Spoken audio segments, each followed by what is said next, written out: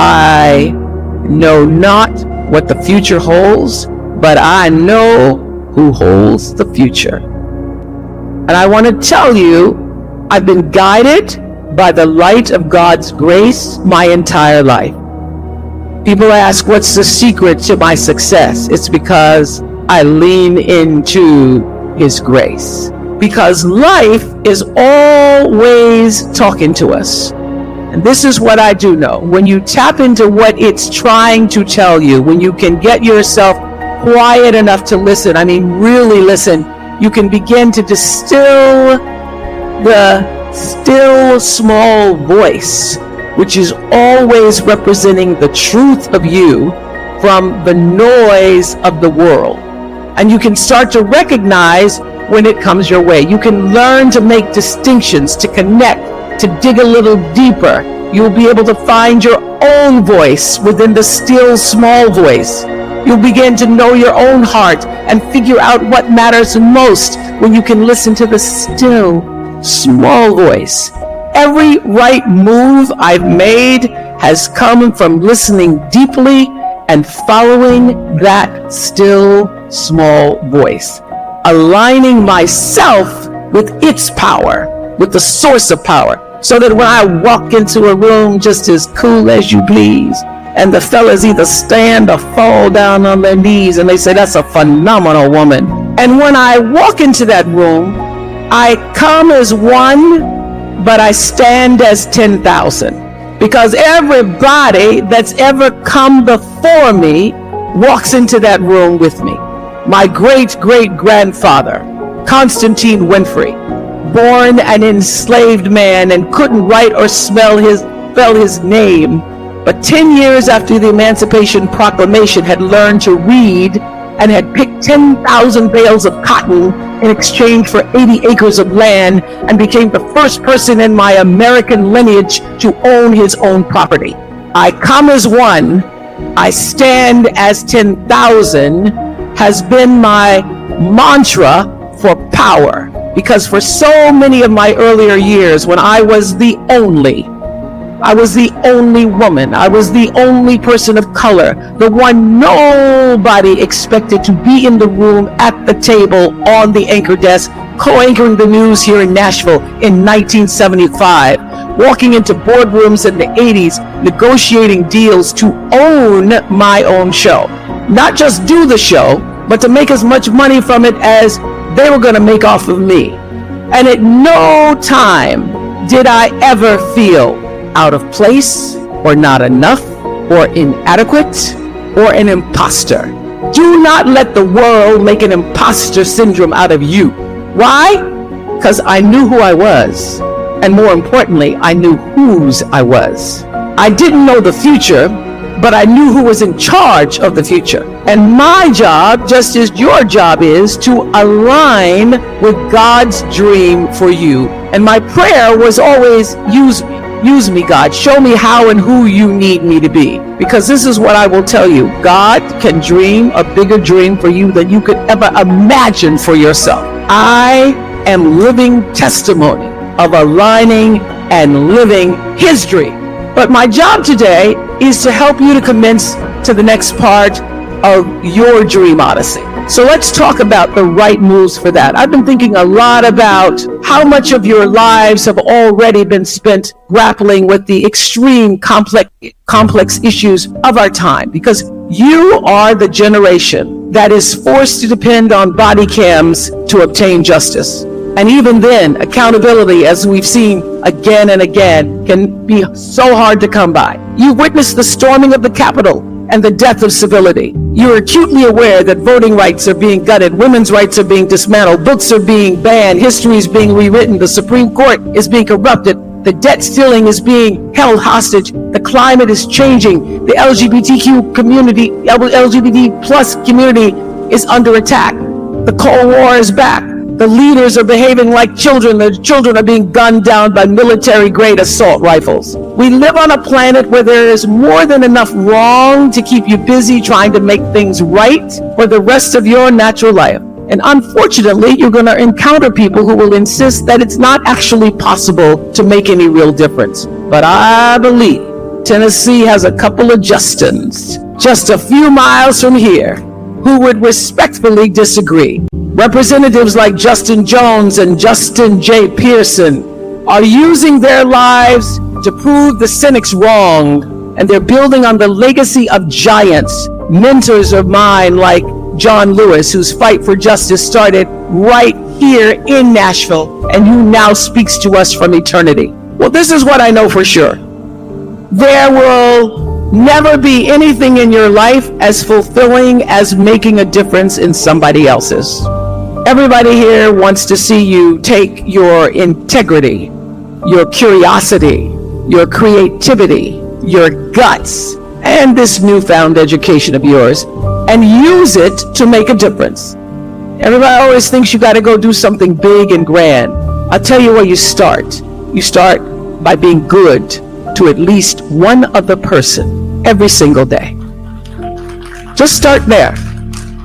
That's how you begin to change the world, by just being good to one other person. It doesn't matter if it's a member of your tribe or a stranger on the street. I'm here to tell you that a little act of compassion can be a lifesaver for somebody who receives it, but also for you who offers it. Just extend yourself in love and kindness to somebody. And as my dear friend Maya always said, love recognizes no barriers. It jumps hurdles, it leaps fences, it penetrates walls to arrive at its destination full of hope. And when you step out in love, you become someone's hope. And I know that becoming hope in the world won't always be easy. There'll be times when you get to your wits' end, but there's another old proverb that says, when you get to your wits' end, remember that's where God lives. I would add that when you get to your wits' end, it's also a good idea to remember that you've been there before, because we are among the toughest, most resilient people the world has ever seen. And I'm just not talking about older generations. Your generation has masked up and locked down for a pandemic that ravaged the world. You, my TSU friends, have trained for complicated times. And I don't care how hard life after college gets, and it's gonna get hard. We need you to dream big. We need audacious thinkers. Use my example. I was one good TSU teacher, Mr. Cox, and one timely phone call away from a career that would absolutely change my life. That story's not just my own. What dream are you one or two steps away from? We also need generosity of spirit. We need high standards and open minds and untamed imagination. That's how you make a difference in the world. Using who you are and what you stand for to make changes big and small. And there will be times when making the next right decision will be scary. I'll tell you a secret. That's how I've gotten through every challenge without being overwhelmed, by asking, what is the next right move? You don't have to know all the right moves. You just need to know the next one. And it's okay to be scared. In fact, if you weren't scared, I'd be scared for you. But let me repeat something that the most extraordinary, certainly one of the most extraordinary men I've ever known, said. May your choices reflect your hopes, not your fears. Let your choices reflect your hopes, not your fears. To me, that's a 9-word prayer, and it came from a single individual who literally changed the world by putting his own fears aside for the people of his country. Thank you, Nelson Mandela. Now you all have photos to bomb and diplomas to frame, heels to change out of. I don't know how you walking in them heels, Trinity. Neckties to hand to your next of kin. But I can't just tell you what desperate shape the universe is in and send you on your way, so I'm going to leave you with this instead. The world is weaning itself off Russian fuel.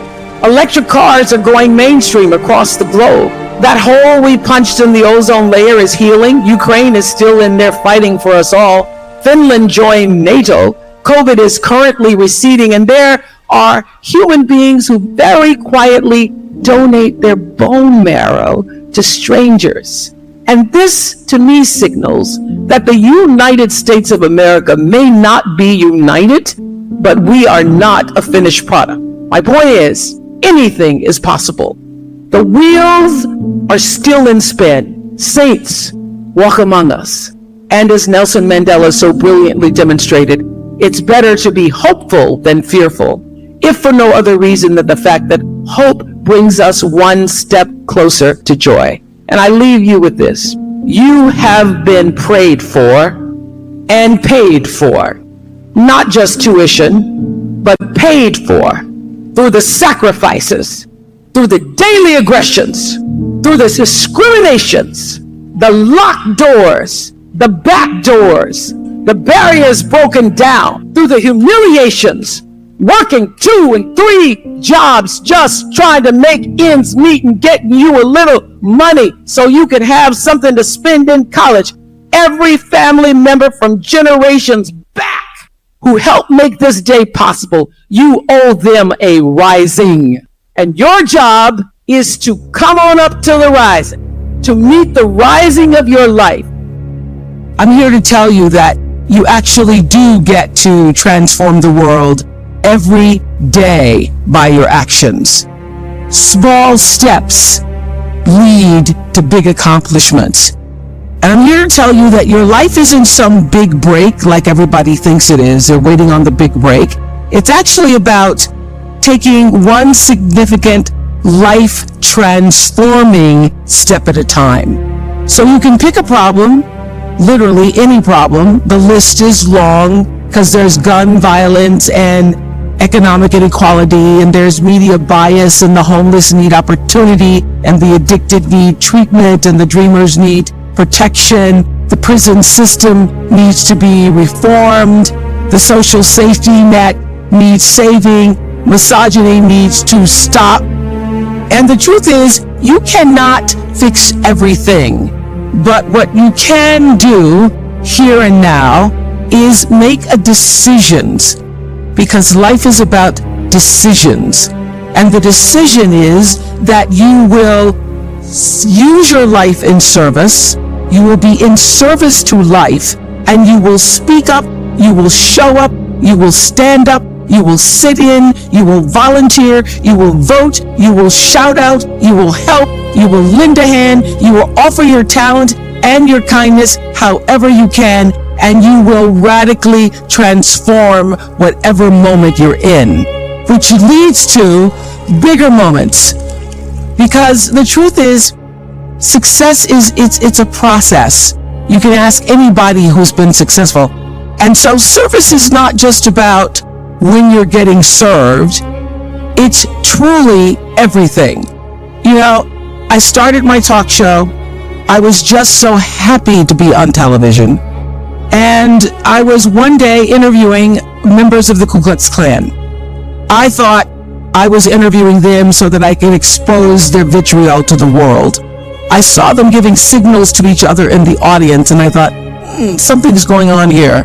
And I realized they were using me. They were using the platform for themselves. So I said to my producers afterwards, I'm not going to do that anymore. Then we did a show where someone was embarrassed, and it was my fault. I was responsible for the embarrassment.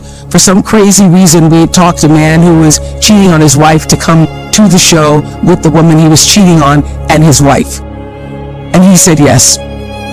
And while there on live television, he says to his wife that his girlfriend is pregnant.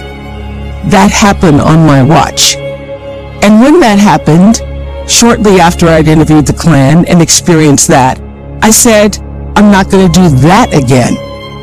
So I started to ask the question, how can I use this show to not just be a show, but to allow it to be a service to the viewer? And that question of how do we serve the viewer transformed the show. And because we asked that question every single day from 1989 forward, with the intention of only doing what was in service to the people who were watching, it is why no matter where I go in the world, on any given day, somebody comes up to me and says, I watched your show. It changed my life. I've been watching since I was 5 years old until I went from DVR to VCRs to now streaming. People watched and were raised by that show. I did a good job of raising a lot of people, I must say. And that happened because of an intention to be of service. So I live in this space of radical love and gratitude. Truly, I feel the most beautiful life that you can imagine. I sit around trying to think of who could have a better life. And I will tell you, whatever you imagine my life to be like, I wonder what Oprah's doing right now. It's always 10 times better than whatever you think. It's true. And it's not because I have wealth, which is great. Money's fabulous. I love it. And I get a lot of attention. And that's also good sometimes. But it's because I had appreciation for the small steps, the seeds that were planted, the map and flow of my life that unfolded because I was paying attention. You have to pay attention to your life because it is speaking to you all the time. And the bumps in the road and the failures that pointed me in a new direction and led me to a path made clear. That is what I'm wishing for you today, your own path made clear. And I know that there is a lot of anxiety, a lot about what the future holds and how much money you're going to make. But your anxiety does not contribute one iota to your progress, I'm here to tell you. It does the opposite. Look at how many times you worried and you were upset and you didn't think you were going to make it through the block. I got that text a couple months ago. And here you are today. You made it. And I'm here to tell you that you're going to be more than okay. So take a deep breath with me right now and repeat this. Everything is always working out for me. I want to hear it. Everything is always working out for me. That's my mantra. Make it yours. Everything is always working out for me because it is, and it has, and it will continue to be as you forge and discover your own path. But first, you do need a job. Yep, you need a job. And may I say, it does not have to be your life's mission, not your greatest passion, not your most fulfilled self, but a job that pays your rent. Yes, and lets you move out of your parents' house. Look who's applauding. Because yes, they are tired of taking care of you and are hoping that this CC fine education you received is going to pay off. And it will, I promise you, in ways that today you cannot even imagine. You know, for years I've been talking about, and I've done a lot of graduations, and I do a lot of lecturing, talking at the table, exchanges with the girls, and we talk about passion and purpose and realizing your dream. And I realized that I was confusing them, and their expectations were out of whack. One of my daughter girls who graduated 2 years ago came out of school with a job that she previously interned. She bought her own used car, has an apartment she shares with only one roommate, all with no help from me. And she'd only been working about 6 months, calls me and says, "Mama, they want to give me a promotion, but I don't think I want the promotion because I don't think it fulfills my purpose." And I said, your purpose right now is to keep that job. Your purpose is to do what you have to do until you can do what you want to do. I borrowed that line from the great debaters. So here's the truth. For years, I had a job. And through that job, doing a lot of things that I actually didn't want to do, I got demoted and discovered my life's calling.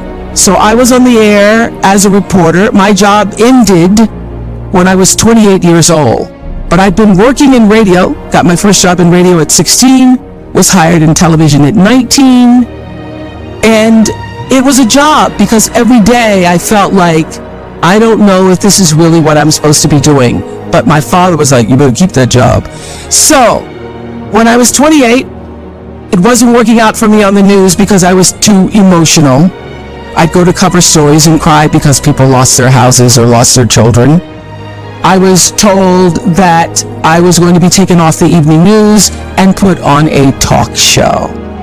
That was a demotion for me at the time that actually worked out for me. So I would like to say that many times there are things that look like failure in your life. And I want to clear up, because for years at every graduation I've said there's no such thing as failure. Well, it is. I've said it's no such thing as failure, it's just life pointing you into a different direction. It does. It indeed does. But in the moment when you fail, it really feels bad. And it's embarrassing, and it's bad. And it's going to happen to you if you keep living. But I guarantee you, it also will pass, and you will be fine. Why? Because everything is always working out for you. So I realized this when I was in the struggle of my life. I tried to build a network at the same time I was still trying to do a show. And I did not have the right leadership. Everything is about having people in the right positions to support you. And so I had to take a good long look at myself when everything in the media, because all of my mistakes are on the evening news or the CNN crawl. I can't do anything privately. So in every news story, when every story is about struggle, I had to have a talk with myself and say, what is this really about? What is this here to show you? My favorite question when in crisis, what is this here to teach or show me?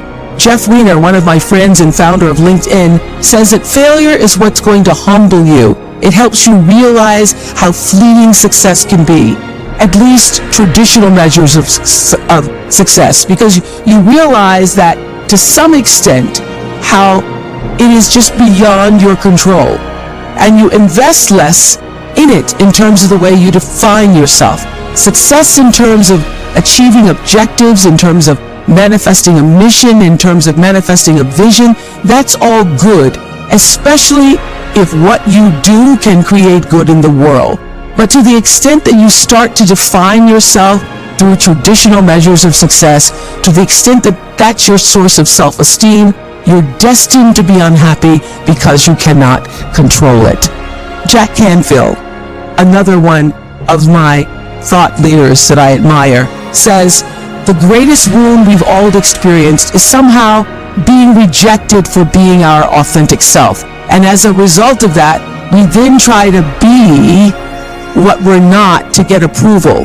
Love, protection, safety, money, whatever that is. And the real need for all of us really is to reconnect with the essence of who we really are, re-own all the disowned parts of ourselves, whether it's our emotions, our spirituality, whatever. We all go around hiding parts of ourselves. He says he was with a Buddhist teacher a number of years ago, and that teacher said, here's the secret.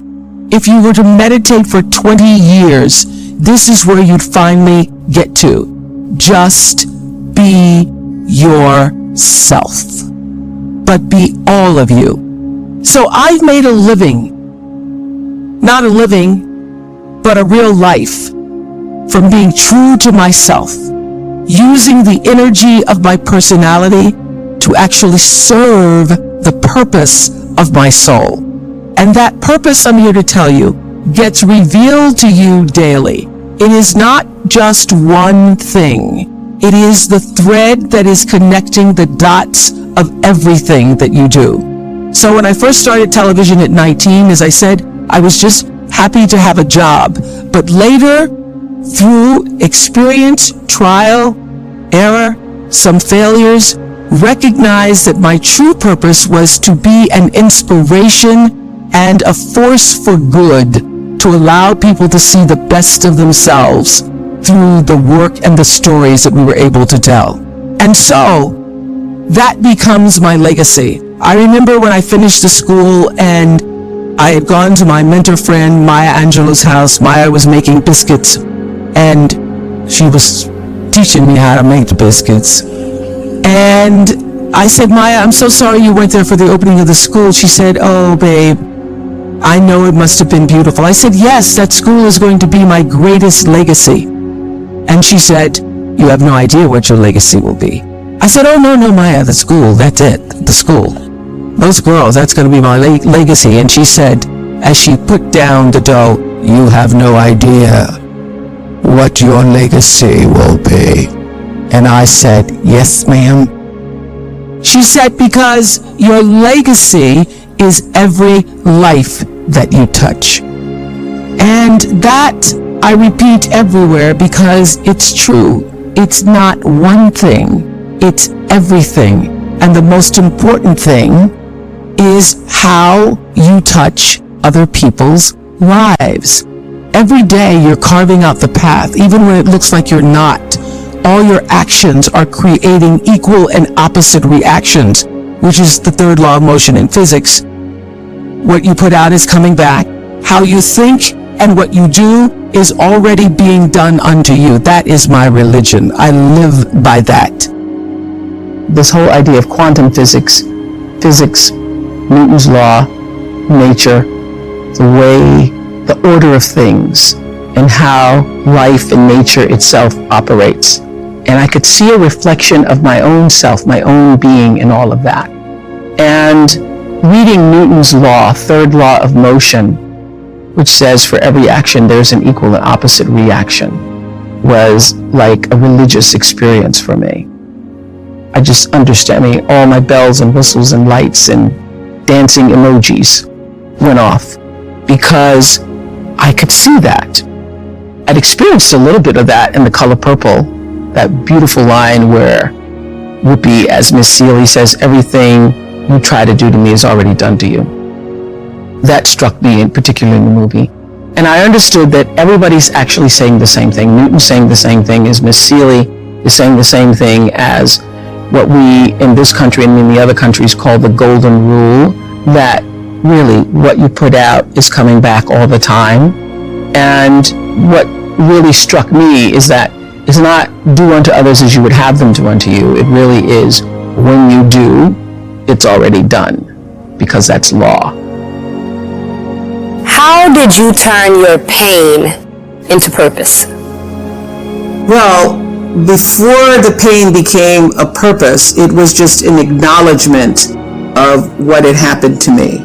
And one of the things we talk about in the What Happened to You book is that anything that has happened to you, and I wanted to just make this point to everybody, there's not a black woman in this room who hasn't been through something that helped her build strength, and then something else that helped you build strength, and then something else that helped you build strength. I mean, sometimes you go through so much, you say, God, don't teach me nothing else new today. I don't need no more strength building. But this is what I know, is that strength times strength times strength times strength. Every time you got stronger, you were building power, because strength times strength times strength times strength equals powerful.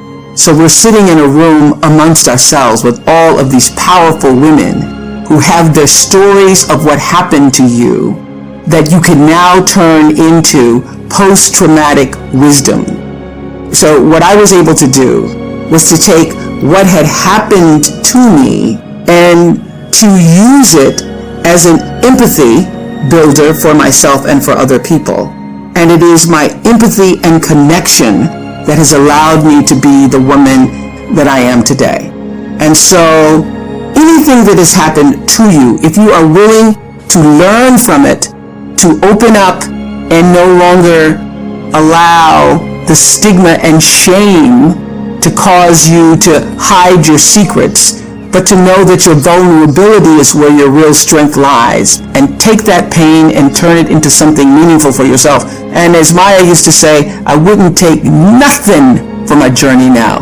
Not even the sexual abuse, the sexual assault. You know, when I was raped, I didn't even know what a penis was.